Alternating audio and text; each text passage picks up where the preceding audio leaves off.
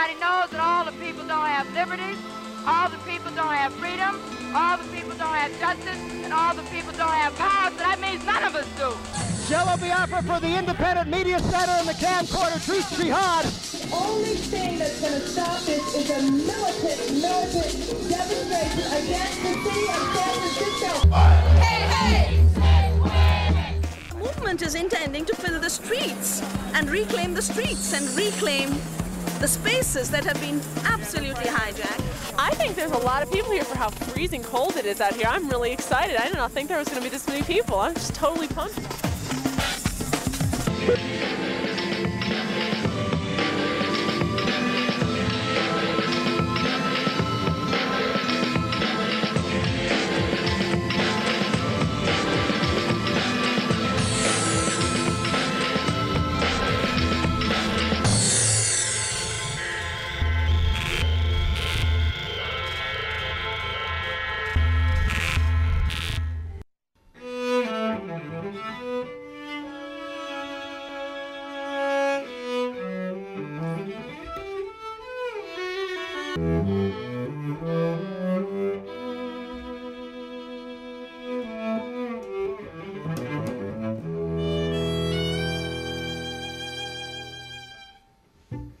Hi, my name is Gabe Dominguez, and you are in the Shake Your Peace squat in the Mission District, close to Valencia Street.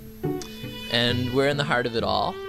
Here, the landlord of this property has decided he's going to build a lot of condos, and so he's evicted all the tenants. These units have to be left empty by law for a certain amount of time as a penalty to the landlord for evicting all these people. I heard about that, I got wind of that, and I decided to check it out for myself. I've always thought that squatting would be a really fun way to live, and also a fun art project. You know, it's a fun statement. This squat is unique in the sense that the windows are all there, and there's no bugs and no roaches anywhere. My kitchen is working, gas is working, water's working, electricity's working, everything's on. I didn't expect my squatting situation to be like this, and my neighbors are cool. The businesses are cool with my presence. I'm trying to be as good of a neighbor as I can be, to try to keep the situation going for as long as I can. What's wild about this place is that it's tenuous, and it can be taken from me at any given moment. And that can't be said as easily for people who are paying rent in a legitimate way. So there is an element of adventure. I wouldn't call it just adventure, though. I was talking to my uncle about this, and he said, "Gabe, you should just view this as an adventure. It's just an adventure. It's just a phase of life. You know, and you're going to do something else later." And I disagree. I feel like this is just one more outworking, one more art project produced from a larger philosophy that informs a lot of areas of my life, not just my housing. In all my housing searches, my goal is to live in a place that feels nurturing to me and is consistent with my values. At times I've wanted to differentiate myself from the yuppies who live in San Francisco and say, I'm not a yuppie, I'm not one of those Americans who consumes and whatever. I'm part of this other movement of people who are thinking differently and writing differently and living differently. But I think that when I look at my life, as much as I'm moving toward a more wild reality, I hope, I'm still on my laptop, I'm still on my cell phone, I still turn on my stove that uses gas from Iraq or somewhere, who knows. Even though I'd like to differentiate myself from these civilized people, quote unquote, these Americans who are consuming all this shit, I know that in the end, for all my punk ideals, I'm one of those people. And I think that all of us need to be thinking beyond squatting and beyond dumpstering and beyond these kinds of urban scavenging skills and getting more serious about primitive skills. But I think that squatting is a huge tool for that kind of activity. You know, if it gets me out of the workforce, if it keeps me from worrying about paying rent, so I can instead worry about things like, how am I going to learn how to find an edible plant in my bioregion? So squatting is an important tool for moving toward that.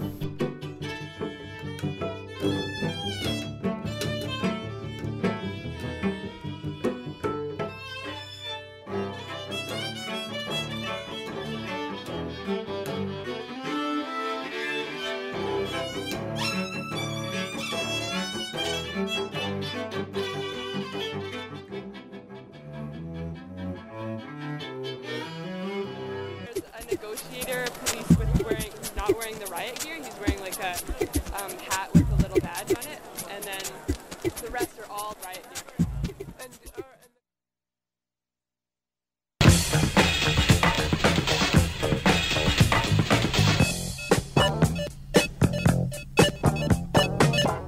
I'm Steve Heiss for News on the Line, bringing you another story from the borderlands.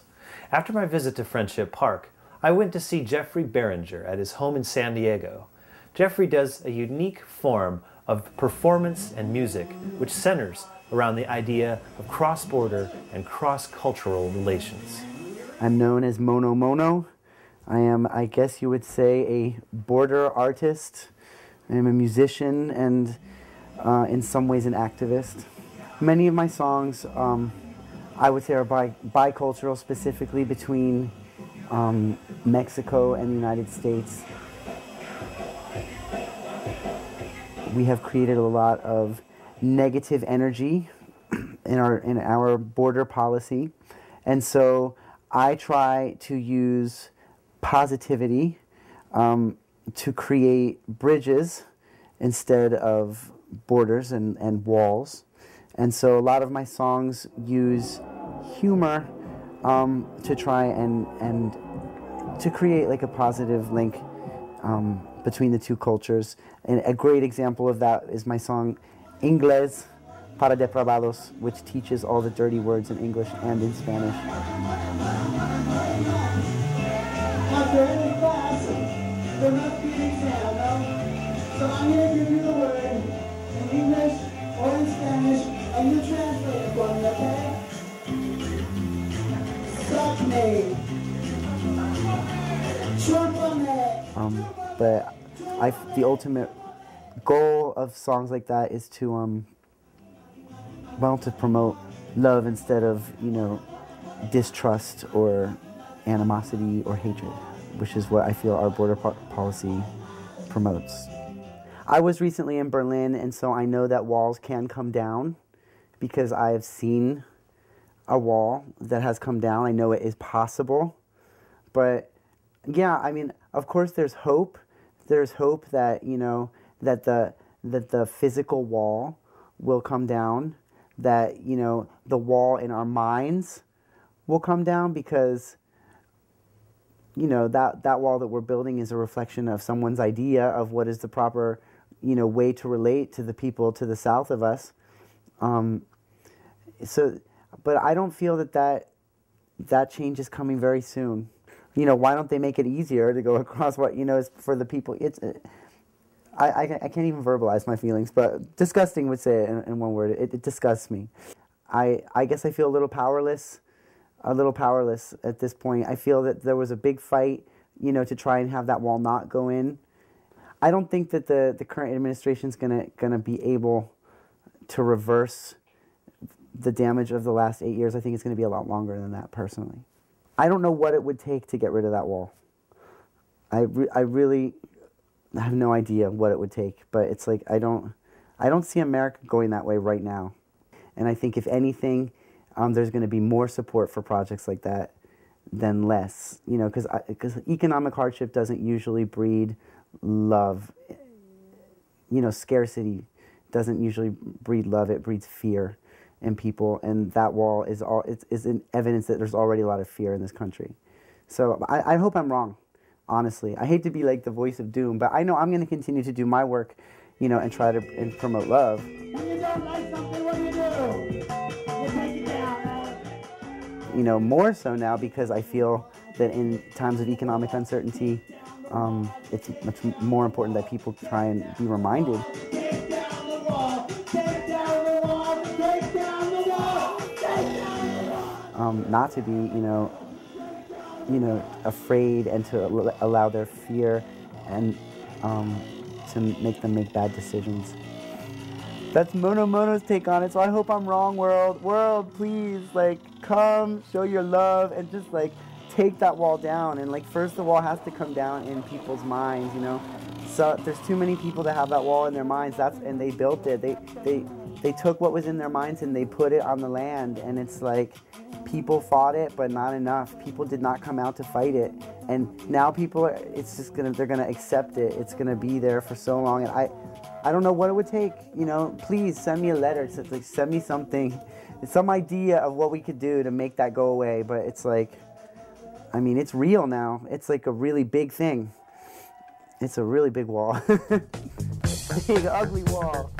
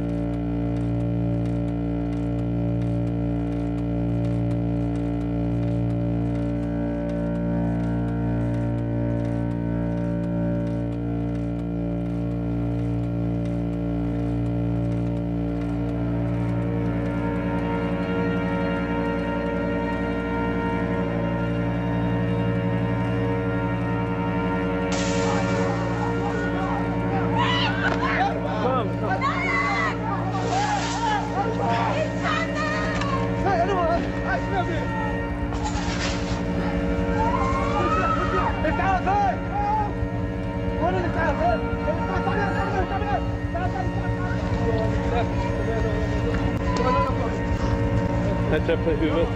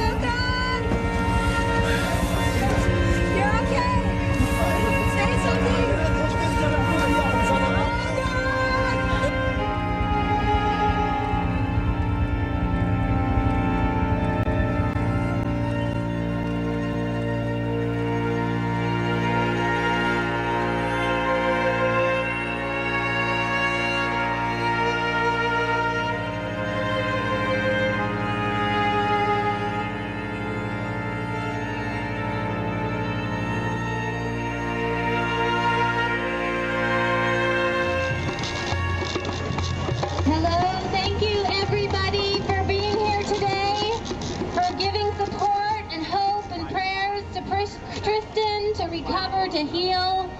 We've been hopeful. There's been a little bit of good news. And thank you for bearing witness to these times and these tragedies and trying to bring about change so that this will not happen again to anybody.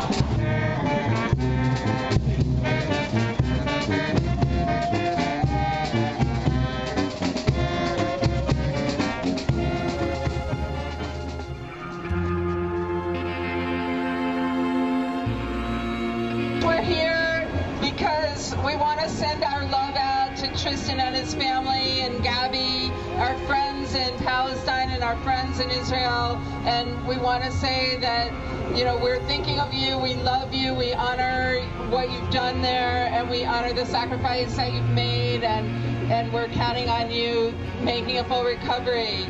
And we're also here to say that we remember the others who have been killed and injured in Eileen. 4 young men killed in the last year, and one of them I can't really even call a young man because he was only 10 years old. 2 brothers from one family killed on successive days. And we think about their families and what they're going through and what so many Palestinians, I think I dare say every Palestinian has gone through. And what we're here to say is that their lives are no more and no less precious than Tristan's. And while we give thanks that it seems like Tristan will make some kind of recovery, we think about the people who have not. Tristan was strong and courageous. I won't say fearless because nobody is fearless, but he was a man who looked his fears in the face and went ahead anyway. And he is just one of the many hundreds and thousands of Palestinians, Israelis, and other people who have been doing that, and in the face of the overwhelming military force of the Israeli government, have chosen to stand up unarmed, to walk forward, simply to say no.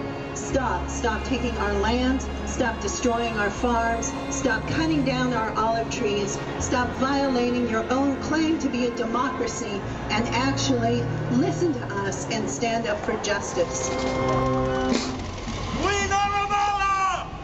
I'm very glad to hear that there's such a large and good crowd who's assembled in San Francisco today. It's very heartening for me here in the hospital, and I'll tell Tristan about it.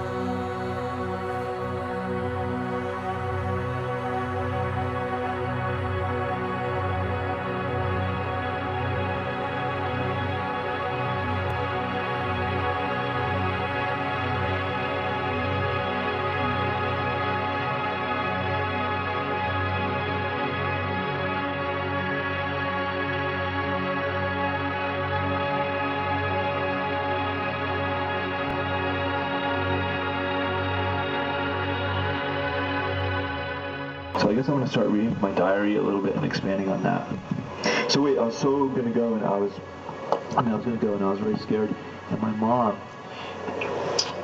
you know, she was a little scared too, because I'm going to the situation where my friend got killed, where like 11 other people were killed, or 10 other people had been killed. It was, you know, it was a dangerous situation. And I was jumping into the middle of it. You know, they're making death threats against foreigners and Indymedia reporters, stuff like that. The Priestas, the right-wing party, that people were protesting against.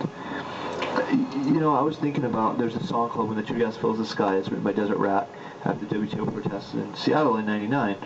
You know, and I was there at the protest. Brad was there. You know, we're running around being crazy. Brad's like involved with Indymedia from the beginning, and I'm like, you know, being a total crazy person. But anyway, Brad loved to sing the song, and he actually added a lot of verses to it. And just the chorus is really excellent. And it just talks so much. It's exactly like what happened to Brad, you know. Well, like it says, if the National Guardsman shoots me down, I'll be looking him in the eye. Oh, wait. Yeah, and I was just thinking of Brad, you know. I mean, he was shot by cops, but he was facing right at him when they shot him. You know, he wasn't shot running away or something like that. But anyway, later in the chorus it says, I will not falter when the iron fist comes out of the velvet glove. I will stand beside you, comrade, to defend this land we love. And I just somehow felt like that summed up, like, just got a fucking, I wrote a thing, and, like, everyone had written on that thing, the Calamity had posted on New York Indymedia, and everyone had written something on it. But everyone else's thing was like, Brad, remember when you came, like, solidarity, like, it's terrible they killed you. But I was the only person that wrote, like, kind of a more personal thing, because everyone had already said that. I just wrote about when we were in, just like what it was like to hang out with Brad, and when we were in Ecuador, I just wrote a little thing about us being, like, telling crazy war stories, and Glass being like, don't you guys ever talk about anything else? And we'd be like, no, man, it was crazy, the cops with the water cannons. I don't know, it was like, you know, just telling a little story about, you know, what it was like with Brad. So anyway, okay. So I wrote that on Indymedia, and then I went home, went to sleep.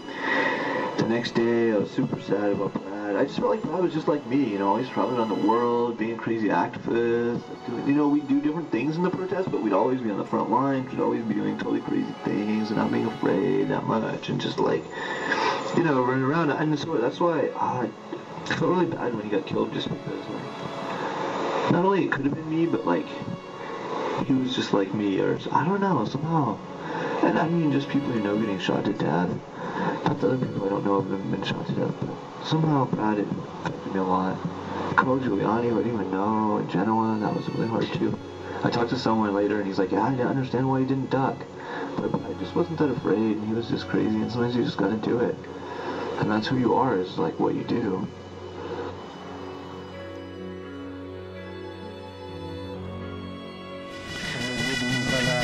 This is America filled with tears.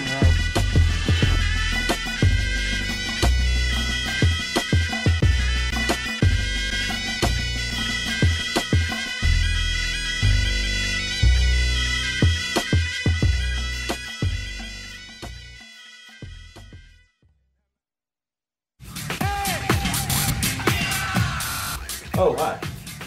I'm Steve Heiss. I'm the producer and editor of the Indymedia NewsReal, which is the program you're watching right now. NewsReal is a monthly program that's been in production for about 7 years. Every month, activist video producers from around the country, around the world even, send in video segments about events in their communities. Events where people are standing up for what they believe in and trying to make a difference in the world. However, we have a problem. Lately, for whatever reason, when I sit down toward the end of the month to work on putting together the next month's program, I look at the pile of submissions sent to me, and, well, that pile's been pretty empty. For some reason, people just aren't sending very much in, and I'm not sure why, but I need contributions to make the show happen. Little documentaries, 2 minutes, 5 minutes, 10 minutes, about things going on around them in their communities. If you're watching this and you like this program, maybe you can help. Maybe you make videos or know someone who does. Someone who's involved with a local struggle and wants to document that struggle. Or maybe someone who's already making short little documentaries and wants more opportunities to get the word out about what they're doing. There's more details about this project at newsreel.indymedia.org. Help spread the word. Thanks for your help and thanks for watching. Bye.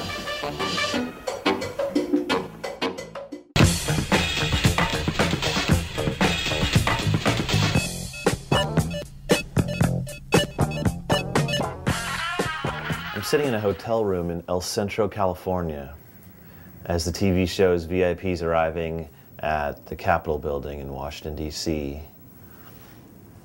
in preparation for the inauguration of Barack Obama. This historic event is an amazing milestone for our nation, and it truly is a marker of change. But for the borderlands, will there be change? I'm talking to a lot of people along this long imaginary line, trying to find out what they're hoping, expecting, dreaming. South of El Centro, I crossed the line into Mexicali. I wanted to go to the Autonomous University of Baja California to talk with Alberto Tapia Landeras, a professor of environmental law. Mi línea de investigación es cultura y medio ambiente. Esa armonía que se tenía con las familias fronterizas, al menos en esta parte, se ve truncada con la barda metálica. Y es muy evidente ver cómo antes todavía había una relación con la barda, el cerco de malla, cuando la gente platicaba con sus parientes agarrados de la reja de cara a cara, ¿no? Se pasaban recados, se ayudaban con dinero, los veía uno platicando. Ahora con el muro metálico ya no hay manera de ver al pariente que está al otro lado, ¿no? Desde 1984 se firmó en La Paz, Baja California Sur, el Tratado de la Paz, en el cual Estados Unidos y México firmaron que 100 millas al norte de la frontera y 100 millas al sur sería una franja común en la que la cultura fluiría y el comercio y los trabajadores. pero nunca se ha vinculado a las leyes para hacerlo efectivo. Pero el tratado ya está firmado. Y esto no es más que un concepto también ambiental. Es lo que en biología se llama ecotono. Cuando el desierto y el chaparral están juntos y cuando se juntan los dos ecosistemas, siempre comparten una franja en la que hay especies de los dos. La naturaleza nos está poniendo la muestra. Es imposible hacer barreras. Hay que compartirlas y aprender a vivirlas juntas. Eso nos dice la naturaleza. Pero a la vez, fíjense lo que representa. 200 millas por 3,000 es un nuevo país. Una nueva nación que ni va a ser México ni va a ser Estados Unidos. Esa es la verdadera cultura híbrida, mezclada, fronteriza que se podía dar. Entonces, el optimismo de la gente, lo que piensan es que fue un acto más bien político, de reivindicación, de emergencia del presidente Bush, esta decisión, pero que la esperanza con el nuevo presidente Obama lo va a repensar, lo tienen que modificar, o por lo menos, ambientalmente hablando, que haya pasos, esclusas para los animales. En los grandes autopistas de Estados Unidos y Canadá, donde hay migraciones de elk, se hacen pasos a desnivel para no parar las migraciones por la salud ambiental. Entonces pienso aquí que si no dejan pasar a nuestros compatriotas para allá, pues que cuando menos haya pasos para los animales apropiados, ¿no? Para los pequeños mamíferos. Finalmente el fondo es económico, ¿no? Si en México hubiera las oportunidades que requieren nuestros compatriotas, no se irían tanto para allá. Si Estados Unidos combatiera el consumo de drogas, no hubiera tanta demanda ni tanto narcotráfico. Entonces, sin droga y sin indocumentados, ya no tiene sentido tener una frontera y un muro, ¿no? Pues apostaría y daría votos porque la hermandad entre los dos países en esta franja fronteriza, en esta nueva esperanza que empieza hoy, 20 de enero de 2009, pues se cristalice con la gestión del presidente Obama y tengamos una mejor relación en el futuro.